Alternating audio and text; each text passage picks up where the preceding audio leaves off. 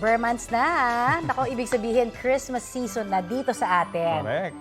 Season pa rin ito para kumita. Ay Diba? naman, marami Isa na sa mga dyan. uso, syempre, yung parol business. Naku, Ang dami kumikita. gusto kong pumunta. Diyan po sa Lipa City, sa Batangas, maagang nagparamdam ang mga nagbebenta ng parol. Iba-iba rin po yung disenyo niyan. May ala Star of David at meron namang Hugis Christmas Tree. Siyempre, hindi rin humawawala yung mga Belen na tampok sina Jesus, Maria at Jose. Sa mga bayan naman ng Kawit at Bacoor sa Cavite, may mga binibenta na ring parol. Kaya ang mga kalsada ay nagliliwanag kahit gabi. Meron naman doong parol na Hugis Eiffel Tower.